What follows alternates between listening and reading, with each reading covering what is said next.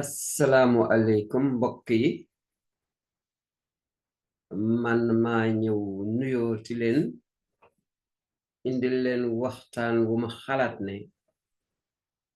am na solo ci ku nekk ci nun amal ko Sénégal amal ko àdduna si sépp waxtaan wi ci lan lañ koy jëmmale tey li ma leen ko waxe lu am solo la te itam ñu bëgg cee gindi nit ñu baree bare waaw gis nañu ne fi ñu nekk ci Sénégal am na coow lu rëy bu fi jib boo xamante ne liñ ciy wax ak ni mbir mi demee baax na góor gu nekk xam li nekk ci biir loolu moonu tax a jóg tey waaw bu nu xoolee mën nanoo wax ne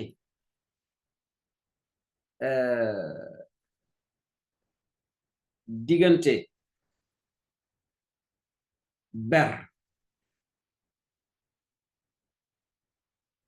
beru ak booltoo doon benn jéego yi nekk ci diggante bi nan lañ leen mën a doxale raax ci dolli ban mébét ban Pastef la Sénégal taxawal su ma dee naa Sénégal maa ngi xalaat ñi tabax réew mi ñi ñuy wax baayu réew mi ñi ko jëkk a jiite nan lañu xalaate woon Sénégal niñ ko war a tabaxe ba mu doon benn bopp bu kenn mën da xar ñaar te du tere mu am melokaan yu bari yu nekk ci biir di xawal niroog seru njaago lii baax nañu xool ko bu baax a baax jëmale ko ci Sénégal waxtaan wi nag ci ñaari làkk lañ koy def wolof ak nasaraan ndaxte gis naa ne ñu bari ñi ci àddu dégguñu nasaraan kon bu ñu waxee dara ci nasaraan du yegg ci ñoom ñiy wax ci wolof ñi déggul wolof seen wax joojee du yegg ci ñoom looloo tax ma bëgg kaa def daw bar di laal fu nekk di sant sunu boroom ci jikko parisol bi mu nu may nangu lem nangu talal. Nous avons aujourd'hui à l'ordre du jour un thème si important et qui, à notre avis, tourne entre l'exclusion et l'inclusion. Quel est donc le projet pédagogique que les pères de la nation sénégalaise ont mis en place, ce projet, pour bâtir une nation unifiée et plurielle? Et nous voulons parler du cas particulier du Sénégal. Cet enseignement, nous le ferons bilingue en français et en wolof.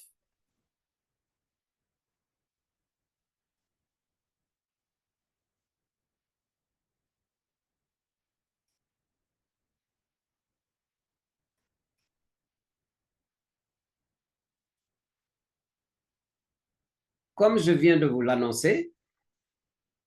effectivement, l'enseignement est bilingue. C'est pour permettre à la grande majorité des Sénégalais qui ne comprennent pas le français de pouvoir profiter des débats qui sont à l'ordre du jour. En effet, le thème est si important que les véritables raisons, les véritables motifs qui sont dans le domaine que nous allons évoquer aujourd'hui méritent d'être mis, eh bien, ces motifs-là, ils méritent d'être mis à la portée de tout le monde. Alors, si vous comprenez les deux langues, tant mieux. Si vous ne comprenez que l'une de ces deux langues-là, souffrez pendant que l'exposé est fait dans la langue que vous ne comprenez pas. Réjouissez-vous de savoir qu'il y a d'autres qui savourent.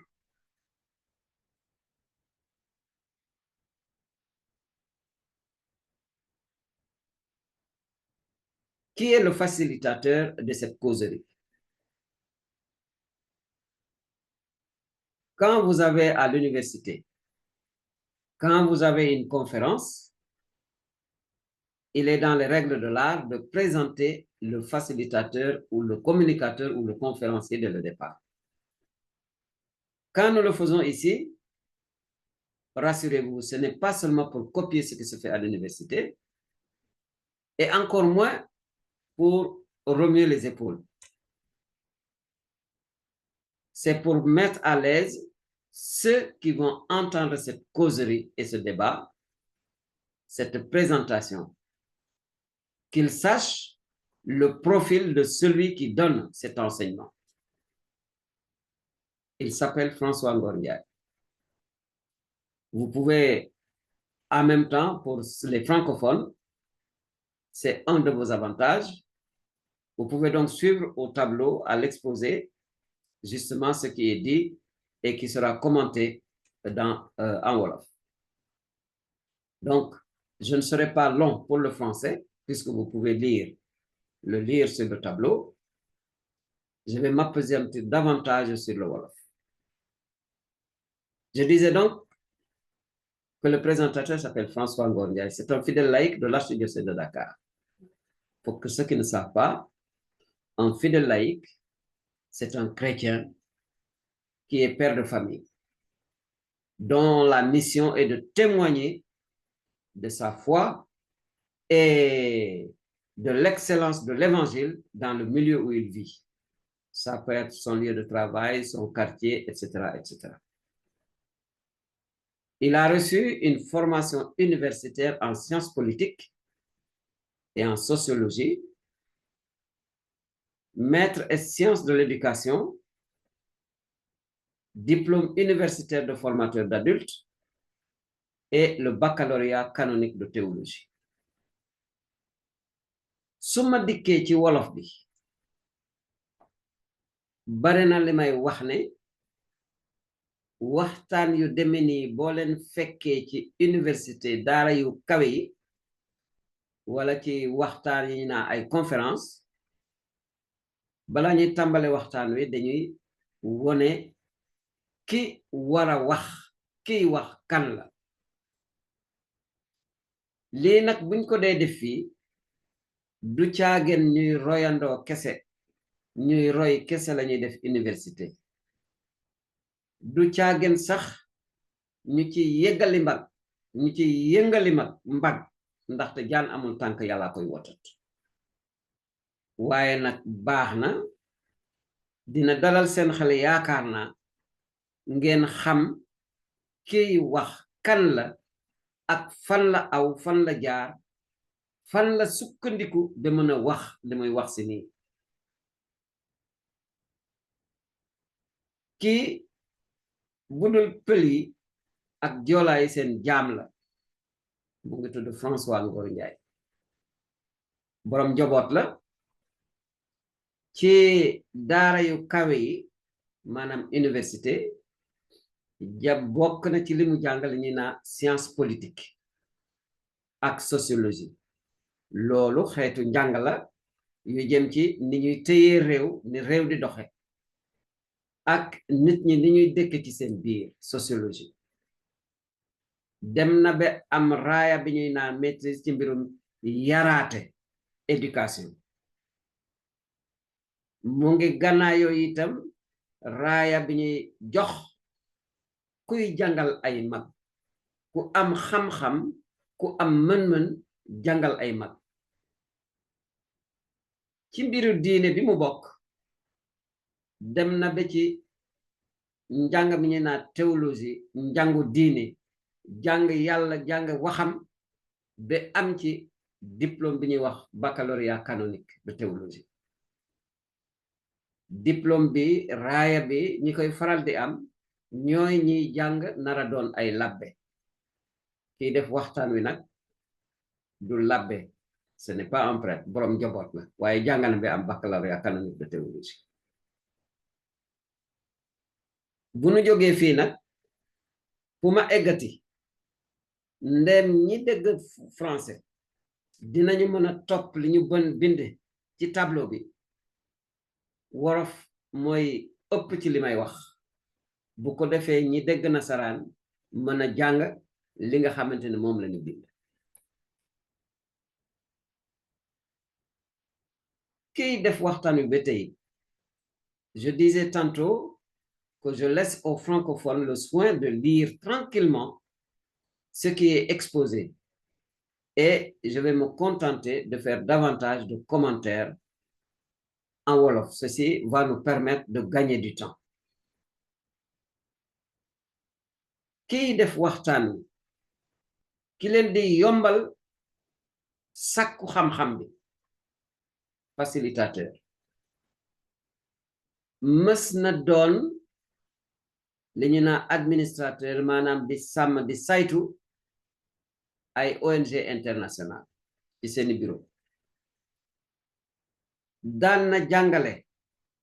lu jëm ci jokkoo wax ak waxin lu jëm ci nekkin nitin ak développement personnel maanaam nit ki ci boppam ni muy yore boppam ni muy aare boppam ni muy sàmme boppam ba mu aw yoon mës na fee doon moom itam njiitu kuréel gi ëmb association kuréel gi ëmb délégué parents d'élèves bu enseignement catholique ci biir Sénégal gépp mës na doon président national waaye dem na bay liggéeyal boppam li ñu naa consultant ci mbirum yar ak yaraate ak nit ki bu defee liggéeyam ba noppi nga jàppale ko xoolal ko càmbar li mu def ba gis li ci aw yoon ak liñ ci war a jubbanti bindkat la moom itam am na téere yoo xamante ne bind na leen bii mu ngi jëm ci jaar-jaaru diine christianisme ci Sénégal looloo ngi dem ba ci 12 volumes bind na téere bu ñuy naa des trésors de la foi catholique téere boobu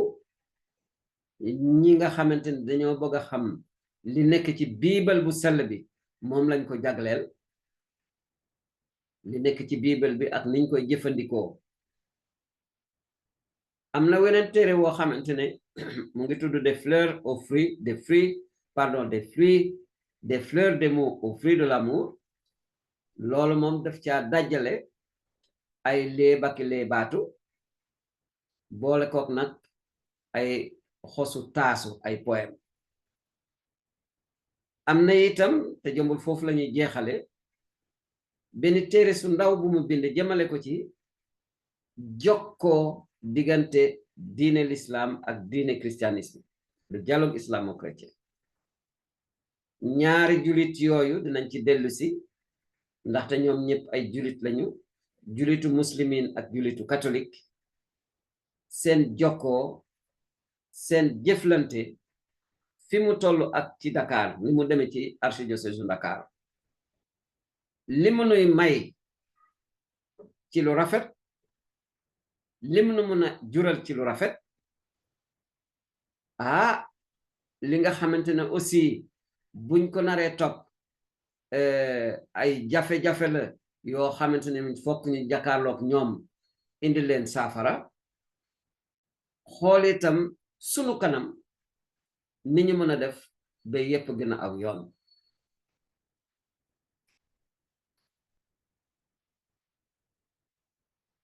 waxtaan wi buñ ko dee def baax nañu xam ba tey fan lañuy sukkandiku les référentiels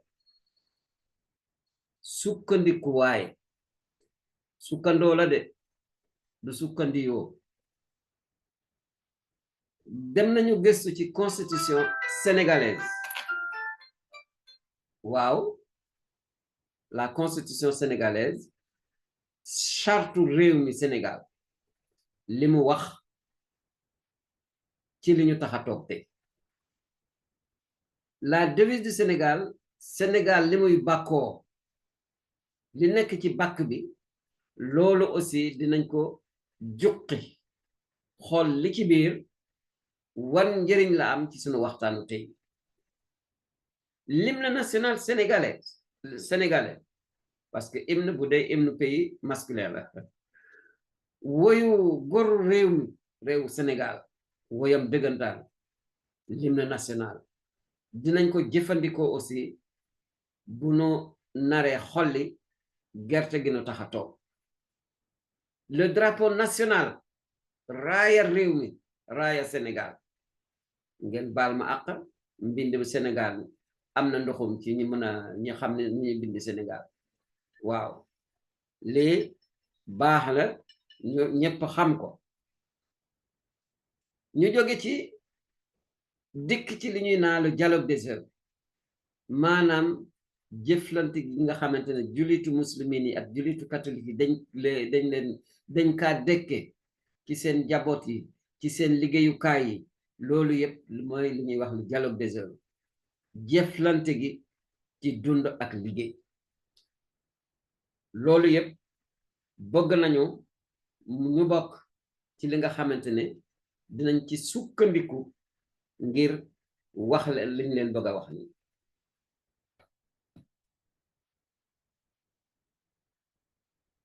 dem nañu bay xalaat njàngale mi fan ngeen ko mën a jëriñoo nan ngeen ko mën a jëriñoo mën ngaa doon yow kenn di ko seetaan di ko digg dina baax ci yow waaye wóor na ne itam lii dina baax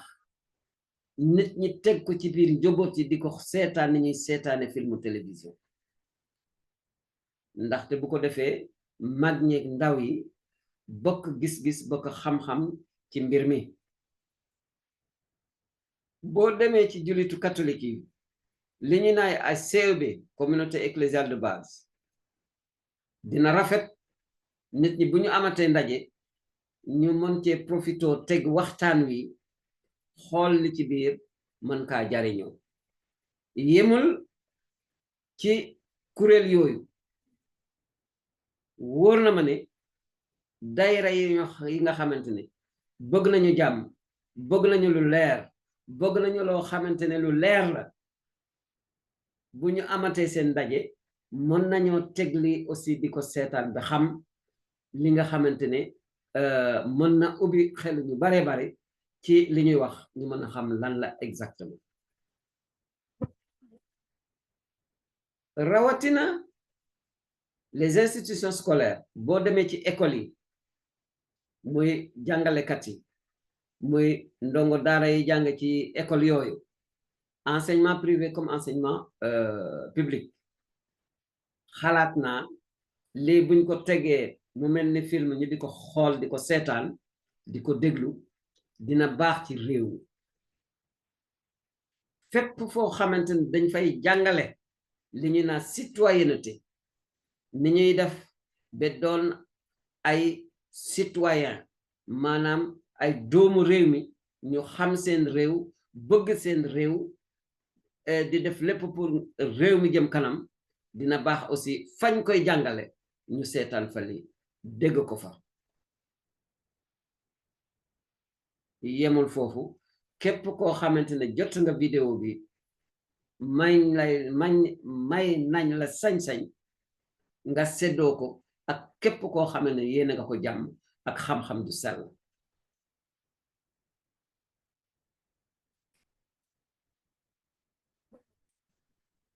Venons-en au contexte de cet enseignement. Vous, francophones, lisez bien le texte qui est là. Ma wax sunu mbokku ñi nga xamante ne wolof la ñu dégg ma leeral leen lan moo waral njàngale mi. Yéen a ngi fàttaliku ñi ëpp ci yéen su ngeen ko xamul woon ma yegal leen ko bi ñu toogee ba le 30 juillet 2024 xale yi nga xamante ne ñoo wone xarañ teef ñoo wone xam-xam gu mat sëkk ci rawante bi ñu doon def ci biir réew mi yépp li ñu ne ko daal concours général bañ leen dajalee ngir jox leen seen neexal seen yool biñ ko defee ba noppi en tout cas ci kuréel googu am na kilifa ci kilifa nguur gi ku toog ay élève ay xale wax leen ne école bu ubbee bu ñu demee ba école ubbi dootuñu ay benn xale bu jigéen mu muuru dugg ci l'école dootuñu dàq benn xale bu jigéen ngir muuraayam. Ah lii moom bañu ko waxee bañu ko déggee indi na coow ndaxte am na kenn ku jóg ne wax ji moom dëgg-dëgg mënoon na deme neneen na mu ko waxe ak lañu wax daldi jur ñaari kuréel yuy xëccoo te coow li dem na ba bëgg a jéggi dayo lii mooy li nga xamante ne moom la tubaab di wax contexte mooy li indi waxtaan wi di defal ni tey ndaxte booba ba léegi léeg-léeg ma taseeg nit mu ne ma waaw man de li ñuy coow dama xamul exactement nan la demee moom laa leen bëgg a wax dama bëgg ñu teg sunu xol ya fële gannaayoo sunu xel te xool mbir mi li nekk ci biir ndaxte balaa ngay toj gémmiñu sàmm xaaral ba xam la mu wëlis dama bëgg ñu bàyyi diine ya fële am nañu njëriñ de waaye diine ayewul kenn mu jëfandikoo xelam yàlla nu may xel nu war koo jëfandikoo xam nga sunu yaay yi bu ñu daan togg ci rek am na lañ daan jël ngir mën a bu ñu dee def cere jooju seen tame yooyu dafa bari ay xos fii nag tame bi may jël ngir sunu cere ji mën a aw yoon moo dañu xool li nga xamante ne ñépp noo ko bokk maanaam bëgg a tabax réewu Sénégal mu doon benn te ku nekk ci li nga nekk ndem ci mbirum enseignement ak éducation lañu nekk ileer bi may yóbbu de ma indi ci tool bi de ileeru enseignant la ileeru enseignement la nous sommes dans l'enseignement et l'éducation nous parlerons de pédagogie yeneen pexe yi yeneen coow li ñu bàyyi leen fale nañu xool mbir mi ni mu demee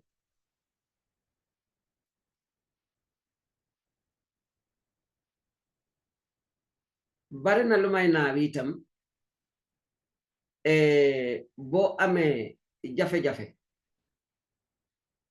bëgg koo faj boo amee xel doo jóg rek song ko bu dee tool bii de tàmm naa ko def naa ko fii def naa ko feneen dinaa ko def fii ñetti waar laa koy xaaj tool bi lu mu rëy rëy xaaj naa ko ñetti waar wi jiitu mooy nañu xool mbir mi ni mu demee leen moo nekk ci biir li ñu coow yëpp lu mu doon ñaareelu waar wi gannaaw ba ñu xoolee li nekk ci biir li ñuy soow nañu xalaat li ko waral ak li mu mën a jur yéen a ngi dégg xool mbir mi xalaat li ci biir lan moo ko waral buñ ca jógee xanaa kay xel yi dinañ mën a ubbeeku benn mën a xam lan lañuy jëf lan lañuy def pour faj soxla bi ñetti waar yi noonu laa nar a béyee tool bi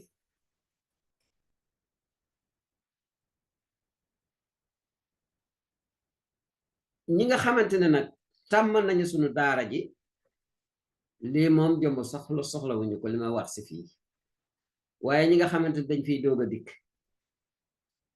su ngeen di seetaan ba ci yàgg di ngeen gis nataal ak mbind mu nekk ci suuf su ngeen bësee ci nataal boobu loolu dinay tekki ne dangeen di bindu ci penc mi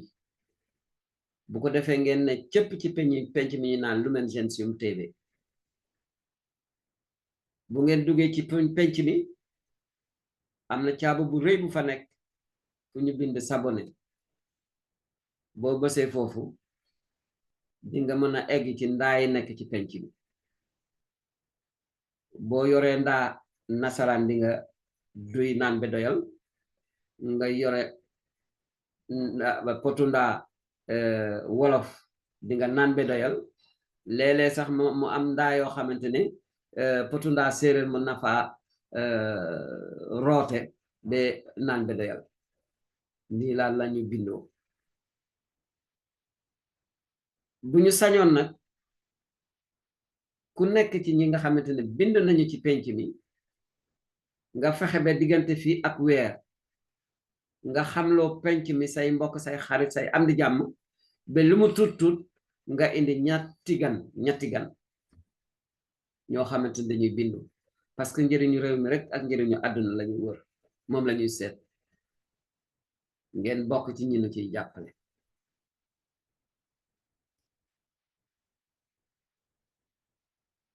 les objectifs lan lañuy séentu ci njàngale nii xam ngeen dañu ne mag du bàkku yal naa dee waaw te kat li tax njàng mi jóg li ñu bëgg a am ca cappaandal ga nañ ko wax fi mu leer li juddoo ci njàngale mi ci xam-xam ak ci jëf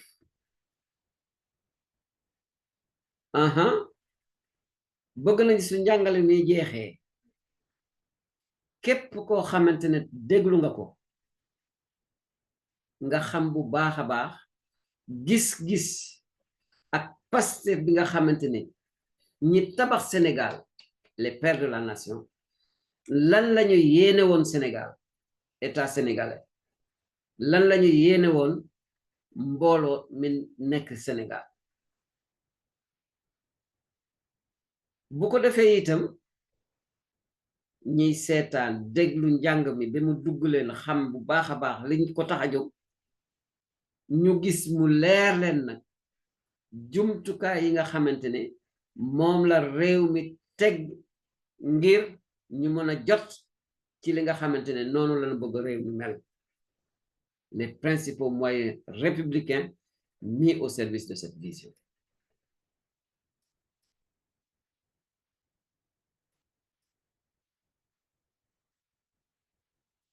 ba tey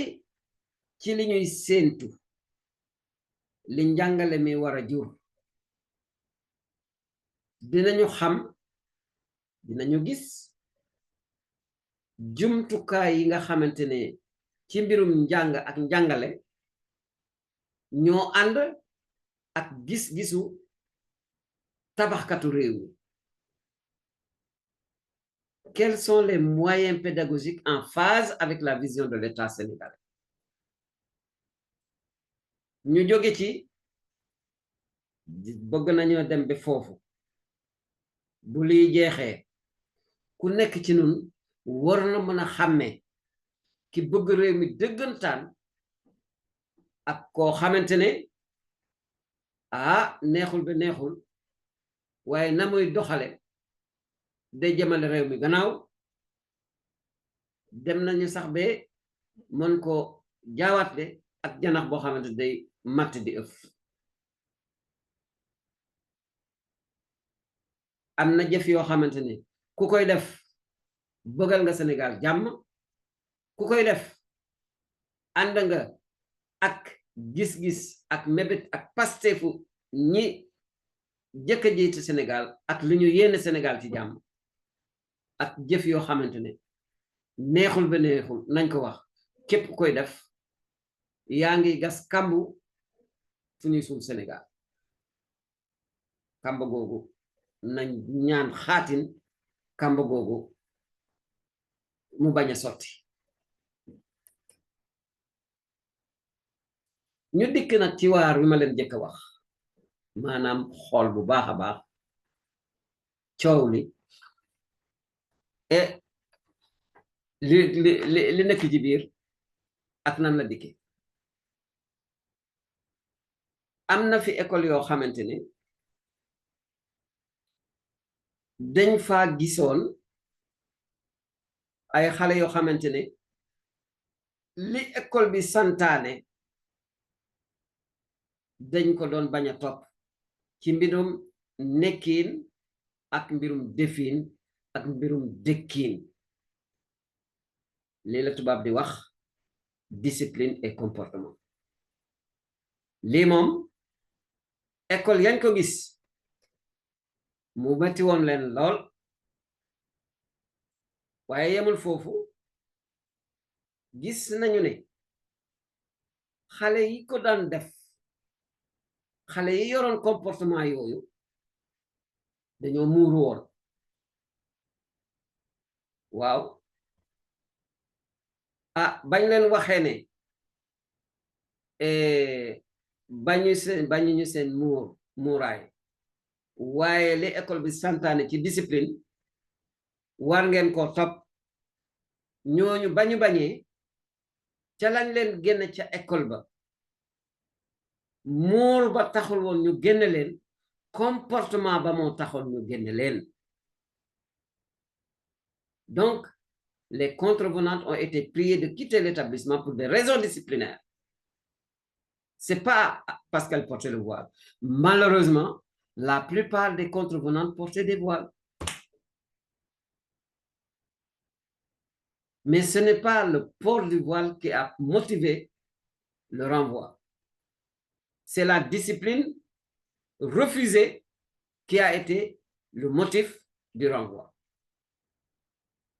waaye nag ndeysaan ñi xamul yëguñu mbaa itam ñuy xalaate neneen dañoo tëb rek ne waaw école yooyu dañuy bañ ku muuru dugg fa. déedéet, ndaxte kat ñi yore école yooyu am nañu ci seen biir ñoo xamante ne bañuy muuru ñi fi nekk léegi kenn xalaatul woon seen mbir. looloo tax mu am ci ñoom ci seen kilifa yi seen école yooyu ne nit ñi muuraay bi jaaxalunu tiitalunu waaye nañu xool nekkiin wi la discipline.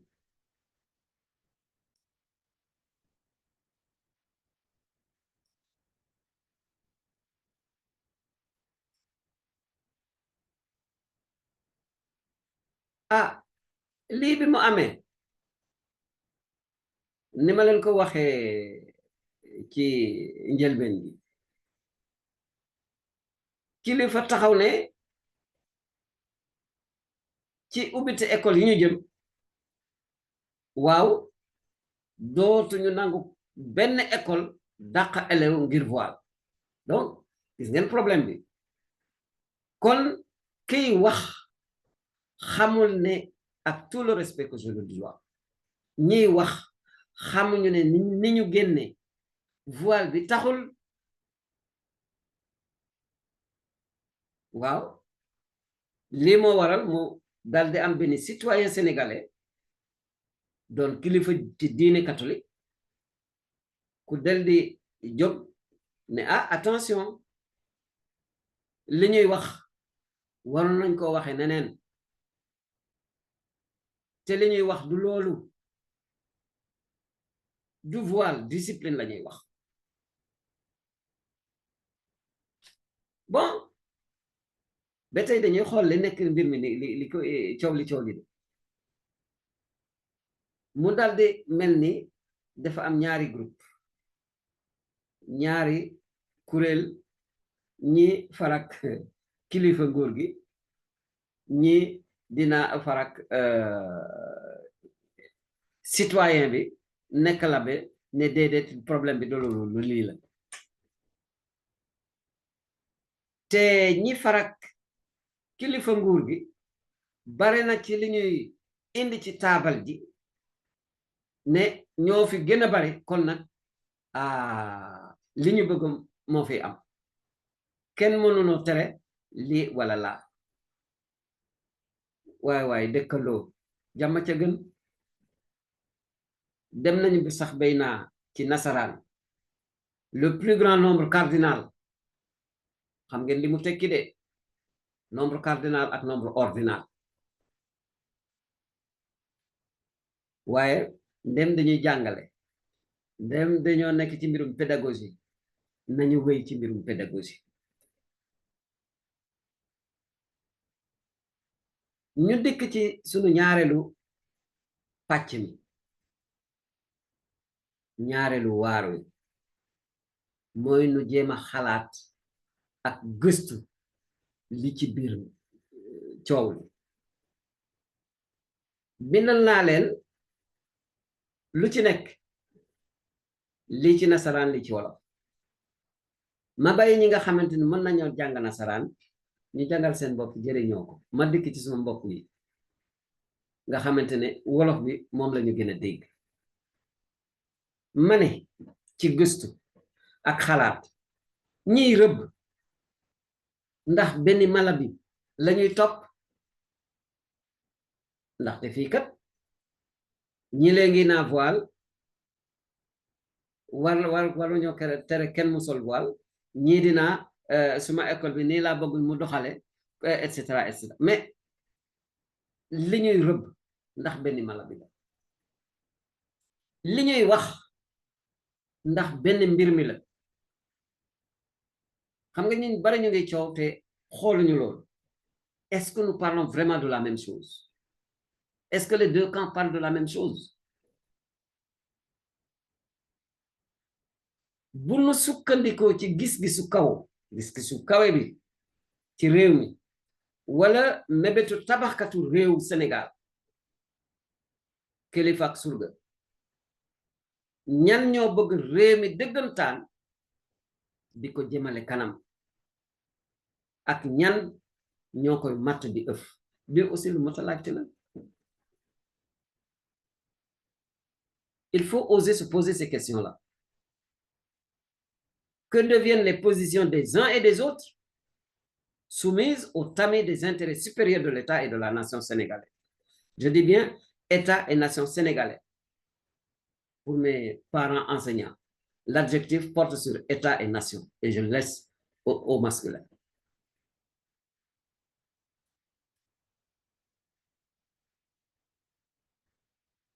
Ci xalaat ak gëstu. Quel est l'objet promu par les deux camps? Voilà. Il y a un camp qui s'accroche sur le voile, qui fait la promotion du voile, am na ñoo xamante ne dañoo ngoy ci mbirum voile muuraay beneen camp bi ne déet man day waxuma voile discipline laa wax jikko doxalin waaw donc mala bi ñuy rëbb du benn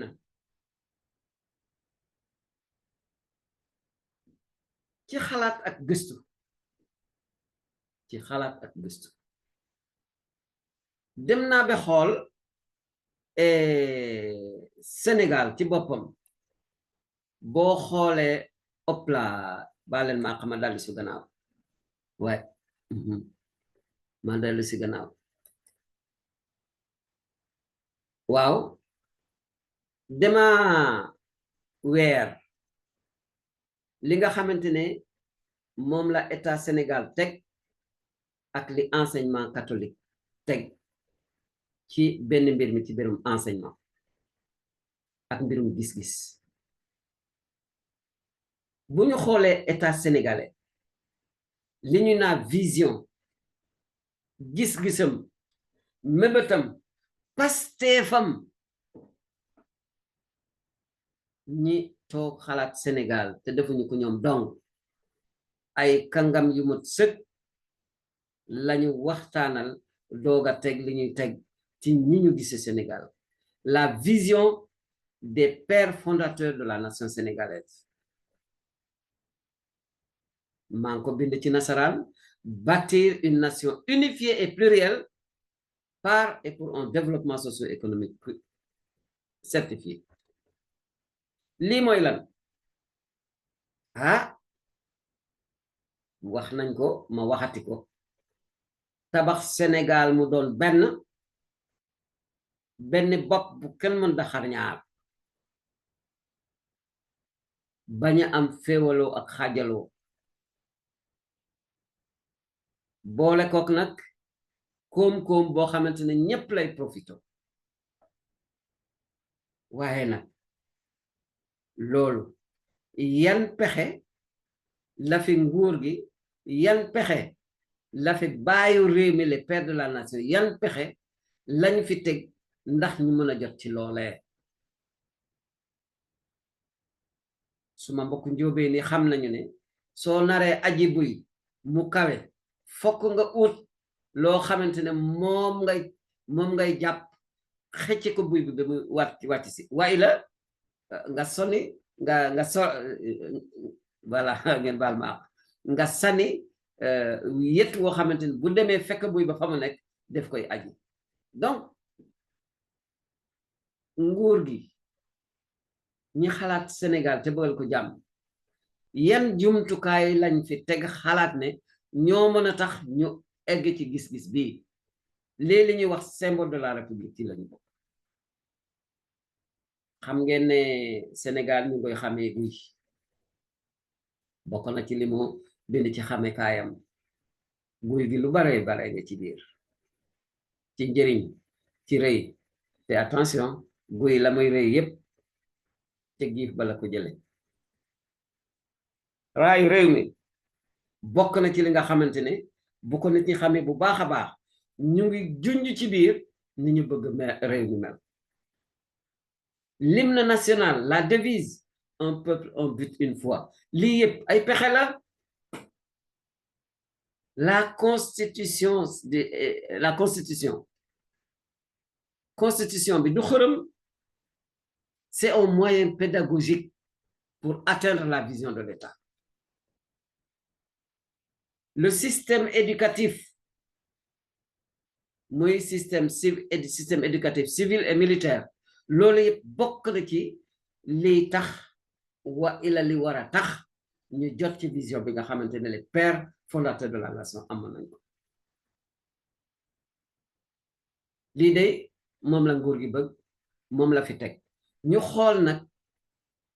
enseignement catholique au Sénégal nan la def ak gis-gis boobu nan la def ak pexe yi yan pexe la teg ngir mu mën a egg ci vision bi nga xamante ne mooy vision lan mooy vision enseignement catholique lan mooy gis-gisam mëbëtam ak Pastefam. Je dis en français, c'est très simple. Faire de ses membres et ceux qui lui sont confiés des êtres debout, capables de cohabiter en toute fraternité comme fils et filles d'un même Père, Dieu, dans le respect réciproque. École Kër Labé yi nekk Sénégal yépp te wéetuñu ci li ñuy jéem a def mooy fexe ba tabax nañ wax tabax nit ku mët nit ku nite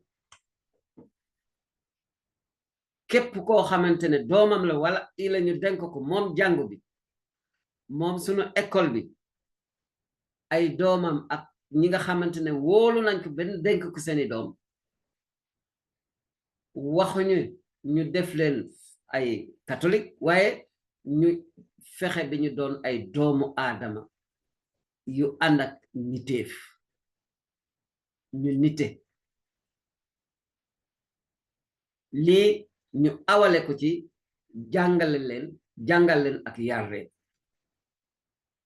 machallah lañ cay def day dinañ ci dellu si am na ay waajur yu bare yoo xamante ne neex na leen doy na leen bi ñu di leen dénk seeni doom waaye yan pexe la enseignement catholique teg ci taabal ji ngir mu mën a jot mën a am gis-gis boobu jàngal nit ki ni muy def ba mën a dëkk ak ay moroomam fi muy sukkandiku sañ na ko mooy téere bi nga xamante ne mooy téereem kaamilam mooy la Sainte Bible teg ci wax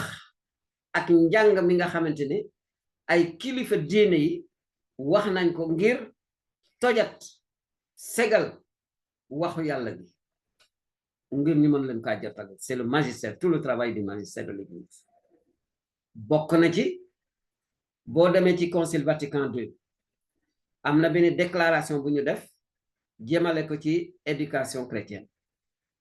boo demee ca téere booba lépp li nga xamante ne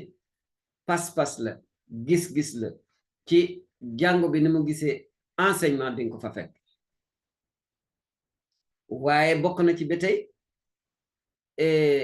ni ñuy yar xale yi ci biir njaboot yi loolu bokk na ci lii tax ñu yar nit ki ba mu mën a ànd ak seeni moroom mën a doon citoyen bu baax la catéchèse xam ngeen ne bu dee xale bu ndaw dañuy naa catéchisme waaye bu dee mag catéchèse lañuy wax jàngal nit ki ni muy def ba mën a jëfandikoo diine bi ci fi muy dund ak li muy dund bu dee école ñi nu denk seen doom te bokk ñook ñoom diine ndaxte jullitu catholique bi am na lu muy jàngal doomam waaye nag bu ko jullitu muslim dénkee doomam du ko jàngal catéchisme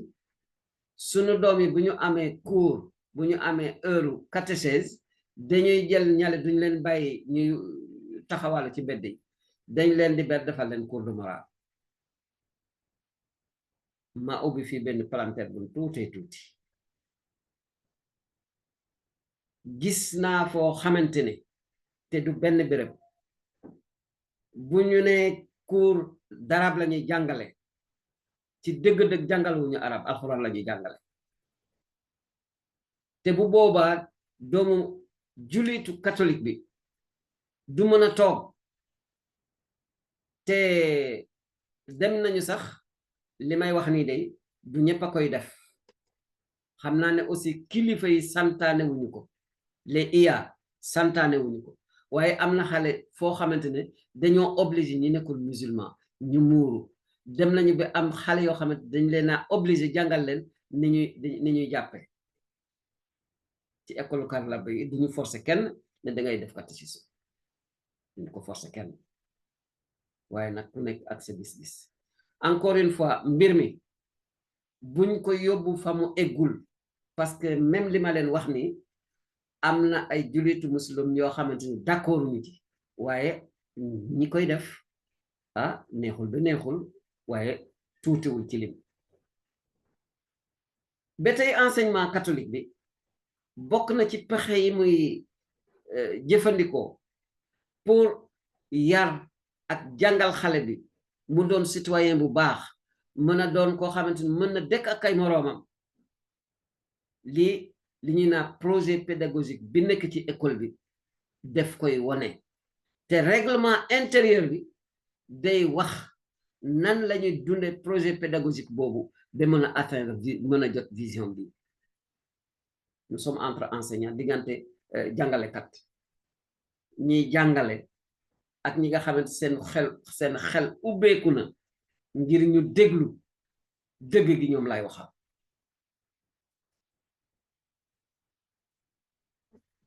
ci xalaat ak gëstu ba tey nañ xoolaat lan moo waral exactement ci dëggantaan li indi génne xale yi ñu génne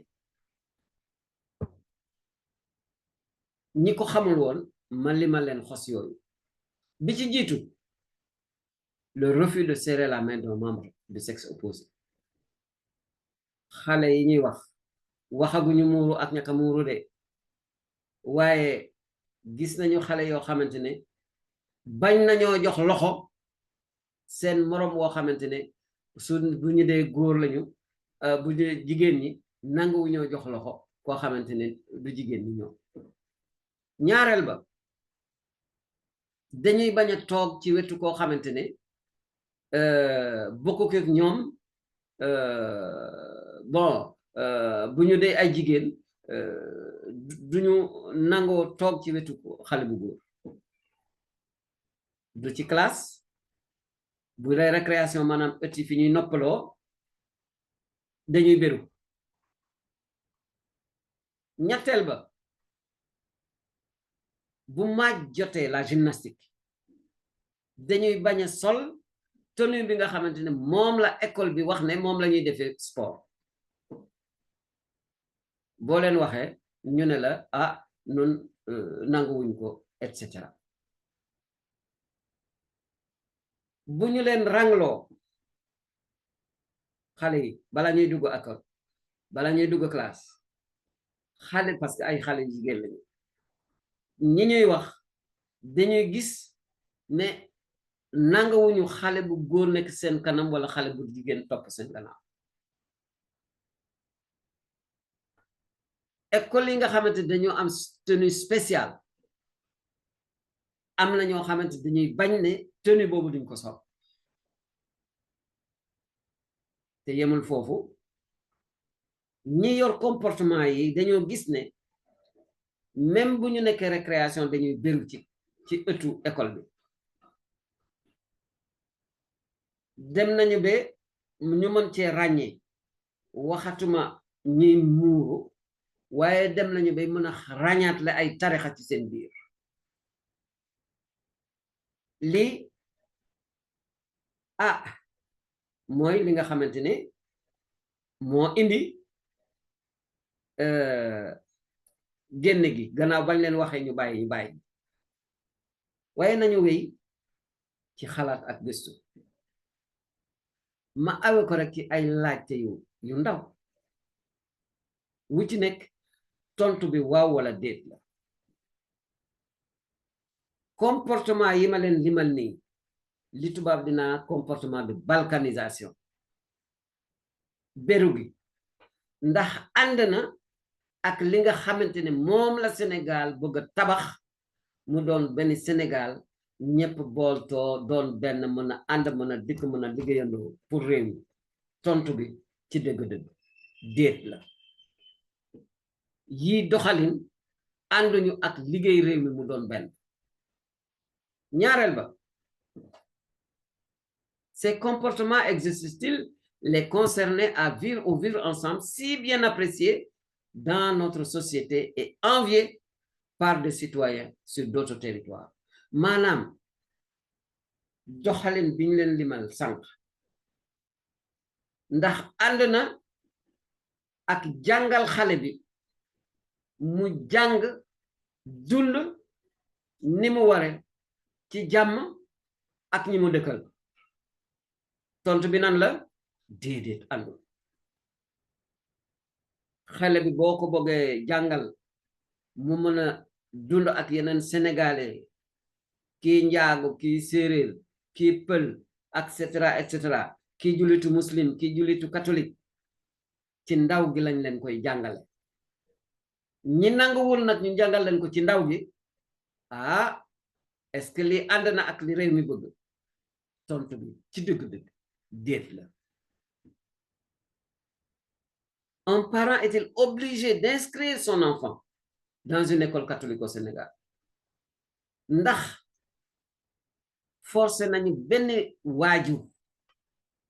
mu bind ay doomam ci école Kër Labé fii Sénégal tontu bi lan la déedéet ces comportements sont-ils conformes au projet pédagogique et au règlement intérieur des écoles catholiques au Sénégal doxalin yi comportement yi discipline yi ndax ànd nañu ak projet pédagogique pas-pasu école yi gis-gisu école yi règlement école yi nekk ci enseignement catholique fa nga xamante ne non seulement dañuy jàngal nit ki lu dem ci xelam waaye dañ koy jàngal lu dugg ci xolam ngir mu mën a am xam-xam ba noppi am nekkin am niteef ndax li ànd na tontu wi ci dëgg-dëgg déedéet la les parents d'élèves qui désapprouvent ces comportements sont-ils plus nombreux que ceux qui les approuvent? Oui. Comportement yi ma leen limal sànq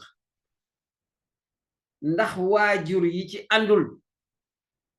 ñoo ëpp waajur yi ko bëgg di ko sàkku tontu bi waaw la nañ waxante dëgg bu ñu xoolee ba xool coow li muy bari yépp ñiy naa muuraay bëgg koo def nganaay ñoo gën a tuuti ci lim waajur yi nga xamante ne bëgg nañu jàngal seeni doom yi ànd ci ngor ak dëgg tabax Sénégal coow li muy bari yépp disons-nous la vérité waaw les parents d'élèves qui désapprouvent ces comportements sont beaucoup plus nombreux que ceux qui les approuvent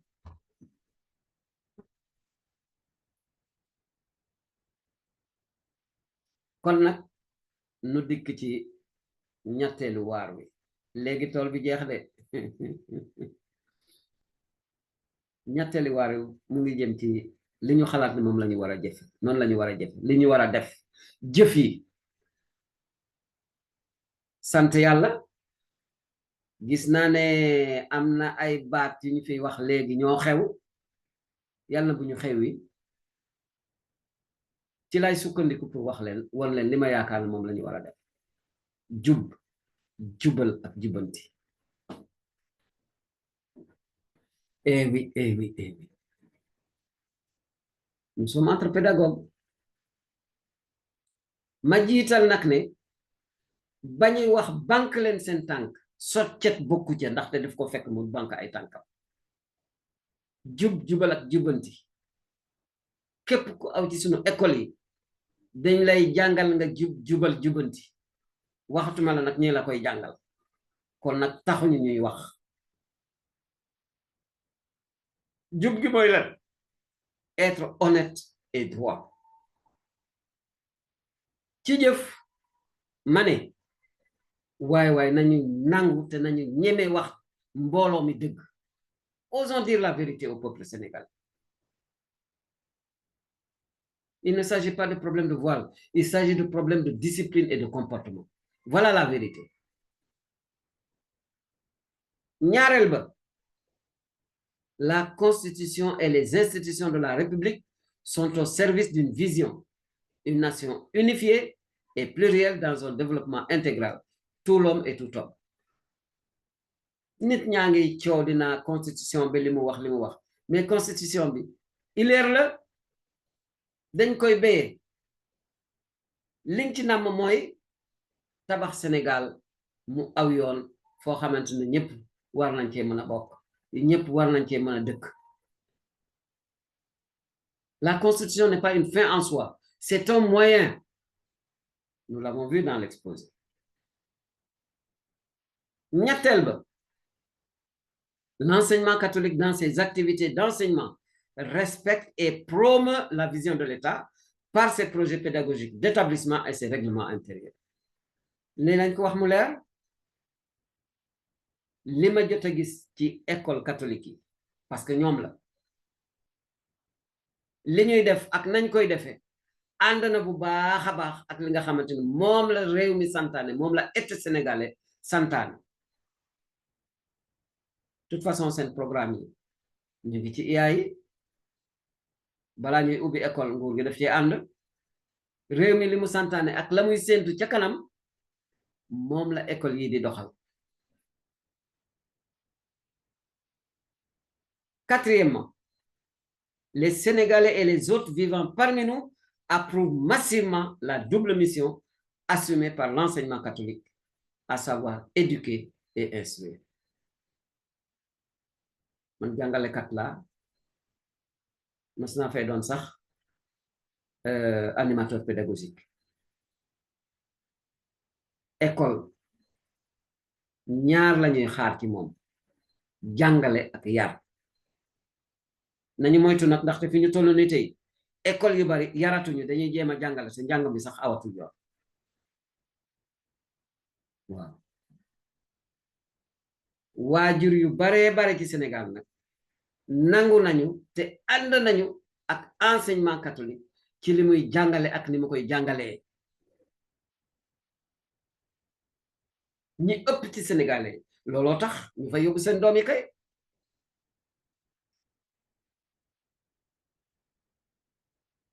loolu rek lay wax ci mbirum jub ñu dikk nag ci jubbal. C'est aller droit au but. Jubal amul di dox di déedéet dinañ jubal. Dans l'enseignement catholique, les règlements intérieurs constituent des canevas, des points de passage obligés. Boo demee ci animation pédagogique yi ñuy lii ñu ngi koy wax ay tudd ay PPO. Ce sont des PPO pour atteindre les objectifs éducatifs et intellectuels de l'État, des parents et des élèves et des formateurs. École boo dem ci école Kër Labbe règlement intérieur bi li ko tax a jóg dañuy cëral fi ñuy aw ndax ñu mën a àgg fa ñu jëm te fa ñu jëm mooy réussite boo xamante ne moom la nguur gi bëgg, moom la waajur yi bëgg, moom la élèves yi bëgg, moom la jàngalekat yi bëgg. te réussite boobu du tu réussite intellectuelle kese, puisque science sans conscience n'est que ruine de l'âme. Nous sommes entre pédagogues.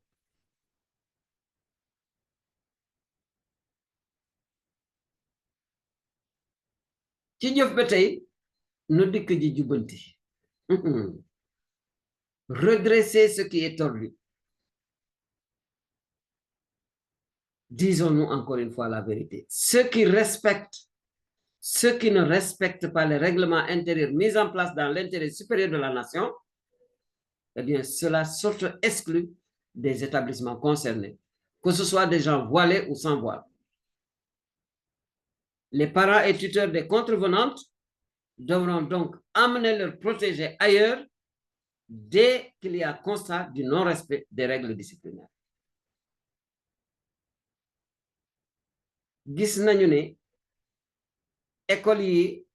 ni ñuy doxale bokk na ci ni ñuy fi ñuy awe di ñuy leen sant pour ñu mën a jot résultat yi ñuy séentu ci ñoom. lii waajur yu bari nangu nañ ko ñoo ëpp ñi koy bañ. kon nag jubbanti gi fii mooy ndem obligé wuñu kenn mu jëm ci école yi waaye balaa école di ubbi même képp koo xamante ne sa doom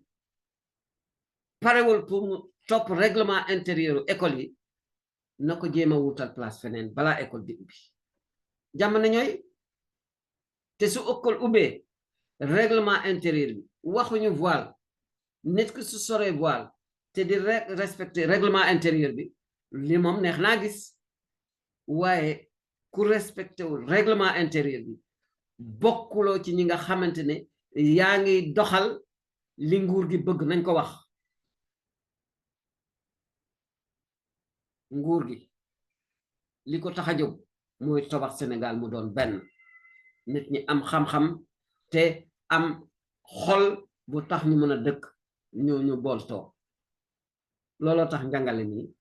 ma tudde ko de l'exclusion à l'inclusion jóge ci beru ak ber dugg ci li nga xamante ne mooy boole nit ñi ndax ñu doon benn lii moom lépp lu ñuy wax te egguñu fii xam nga wax boo ko yërëmee rek mu sonal la obligé wuñu kenn mu dugg ci école yi waaye nag ñi nangu discipline bi marhaba soyez les bienvenus ñi ko nanguwul ñi nanguwul discipline bi nañu seeti feneen rek waaw nañu seeti feneen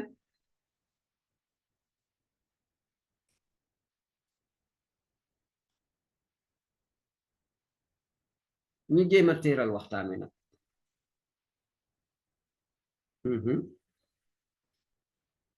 julit mooy wax ak yéen julitu catholique jàng na l'islam nag c'est un islamologue aussi waaye li mu mën a wax fi mu mën a sukkandikoo fii rek ma jukkil leen ci ay baat yu tuuti Yeesu Yahshua Dieu sauve am na lu mun a wax mu ngi ci biibal bu sell bi te sang mu sell mi nettal ni ko ci injil bi ko sunu borom bindaloo surat benn aaya 9 ak juróom ce qui fut en lui était la vie et la vie était la lumière des hommes et la lumière lui dans les ténèbres et les ténèbres ne l'ont pas saisi leer gi dey ba mu feeñee di nas-nasi lëndëm gi jéem na ko muur waaye mënalu ko dara ñu jóge ca déglu ak jàngal loo xamante ne sunu borom daf ko binduloo Paul mu sell mi ca bataaxel ba mu bind waa Rome surat fukk ak ñeent aaya 7 ba 19 waaw waaye fii dama kafe tënk rek le royaume de Dieu n'est pas une affaire de manger, de nourriture ou de boisson. Il est justice, paix et joie dans l'Esprit Saint. Celui en effet qui sert le Christ de la sorte est agréable à Dieu et approuvé des hommes. Poursuivons donc ce qui favorise la paix et l'édification mutuelle. Nun de fii la ñuy sukkandiku pour jàngal nit ñi ñu dëkk ci jàmm ci biir jàngu bi ak itam diggante julitu catholique yi ak ñeneen ñi boobu ba léegi jëmbul am na ko seen am nañu ko sentu ci seen biir waaye boo xoolee ci suuf li ma leen di wax jukkil naa leen fi doo xamante ci hymne national laa ko jële Sénégal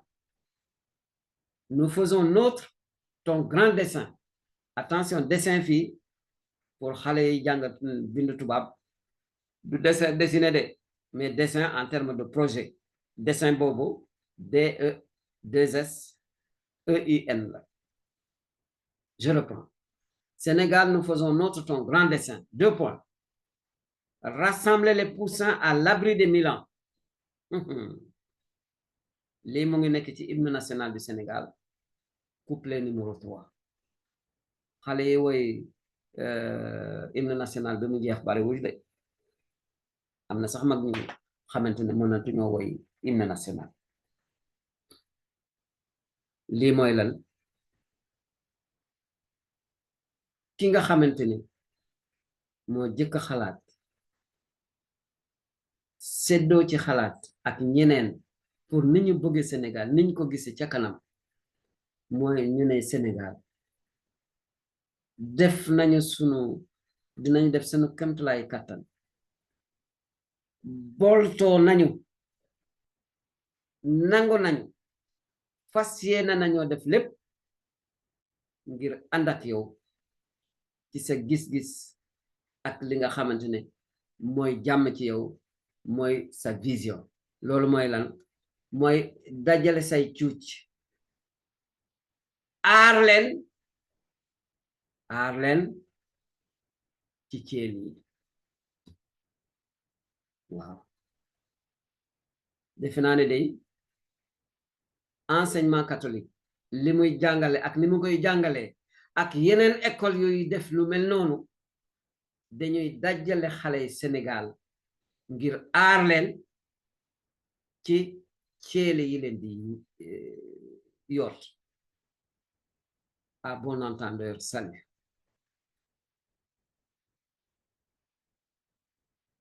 pour ñu bëgg a xootal seen xam-xam ci mbir mi ceux qui veulent aller plus loin su ngeen demee ci chaîne YouTube bi ma leen wax sànq ay yeneen jàngata nga fa su ngeen bindoo saa yu leen neexee dem fa ça dépend ci seen jot boo ñëwee naan tuuti dellu ca waaroo ba ñaq dellu si du yaat naan boo ko boole nag ak xamal ko say mbokk ak say am di jàmm ak say dëkkandoo di nga leen amal njëriñ bu baax a baax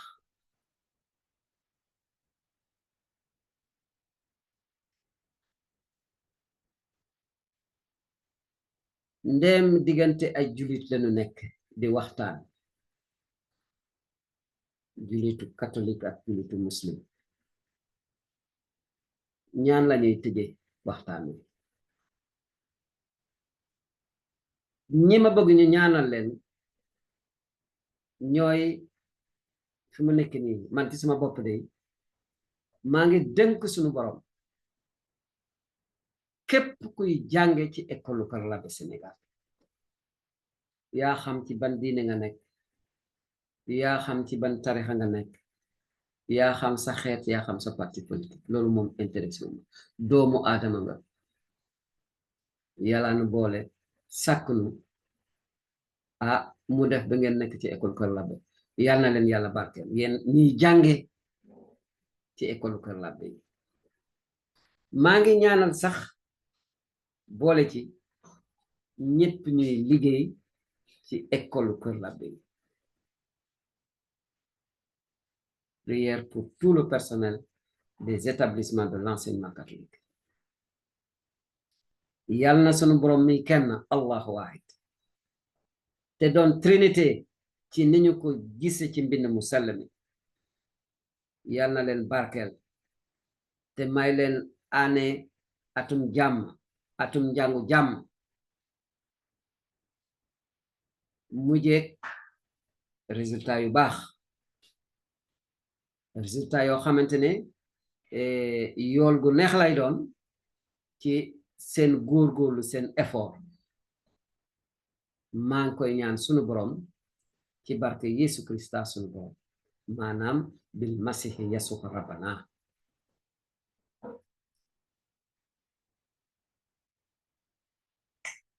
ñaan woowu dinaa ko awale ci Mariama moom mi nga xamante dafa mel ni day liggéey comme opératrice de transfert xam nga boo demee ci yenn service yi bëgg a yónnee xaalis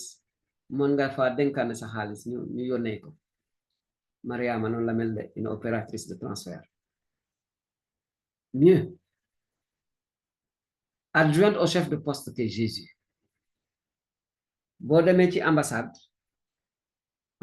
bi chef de poste bi dafa am kuy nekk ci gën ci wetam adjoint kooku moom am na yu bari yoo xamante ni ci moom lay jékki balay dem ci ambassadeur bi kooku du ambassadeur de même buñ ko dee wax monsieur l'ambassadeur mais c'est l'adjoint à l'ambassadeur ku am doole la Mariama noonu la mel looloo tax ñaan bi ma ñaanal ñiy jàng ci école Kër Labbe ak ñiy liggéey ci école Kër Labbe dama koy dënk Mariama mu àggale ko ci sunu borom yàlla ci boppam mu awale ko ci Yeesu Krista tegal naa leen ndoorte ñaanu Mariama ak fan la jóge ci biibal bi tegal naa leen ko ci arab ñu mën a jàng arab bu ñu gisee texte bi dañ ko mën a jàng waaw ba malaaka ma demee dugg kër Mariama ne ko nuyu naa la Mariama fees nga kiiw borom baa ngeek yow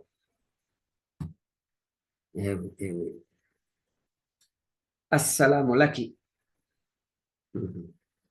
alaki am la ko wax de nuyu naa la Mariama arrabi ma haki borom baa ngeek yow mubarakatun anti fi nnaasi tu es bénie entre toutes les femmes nuyu naa la Mariama fees nga kiiw borom baa ngeek yow barke nga ci jigéen ñi ñépp te Yeesu sa doomu biir barkeel Mariama mu sell mi ñaanal nu ndey yàlla léegi ak sunu waxtu de amen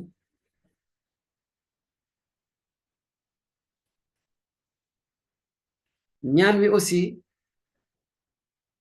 gannaaw bañ ko dénkee Mariama mën nañoo jël baat yi nga xamante ne moom la nu Yeesu Krista ci boppam dénk pour ñu di ko ñaane yàlla sunu borom gannaaw ba mun a wonee ne yàlla sunu baay la ñaan wi munu bàyyil mooy la prière de notre Père am na lu ma leen ci bindal ci arab oui parce que Dieu est amour allahumma habat lii mu ngi nekk ci bataaxel bi sàng jëkk bind surat ñeent aya juróom ñett Dieu est amour.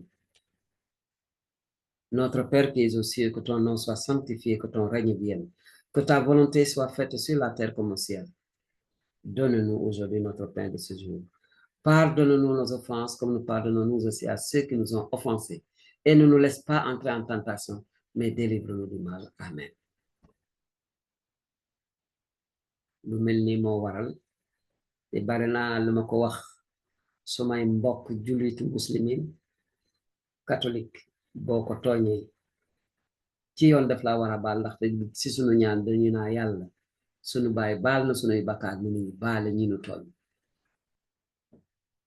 ya allah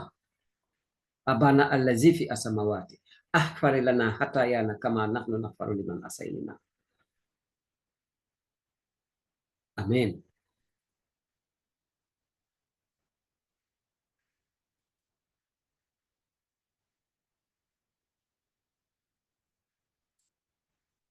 kon nag jàngeen jëf bokk yi waxtaan wi fii la yem tey ñaanal naa sunu xale yi ak seen jàngalekat sunu borom barkeel leen yéen ñi déglu waxtaan wi aussi maa ngi ñaan sunu borom ci yërmandeem ci baaxayam yal na barkeel ku nekk ci yéen ubbi seen xel ak seen xol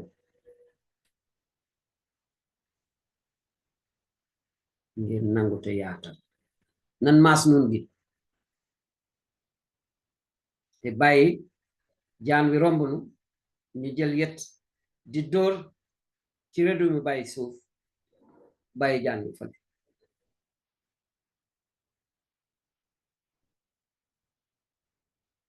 yar li mu laajte nañ ko topp def li réew mi santaane dëggantaan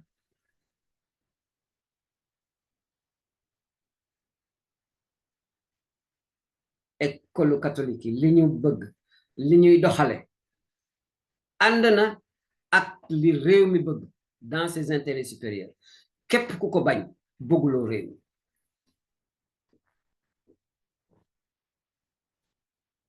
wasalaam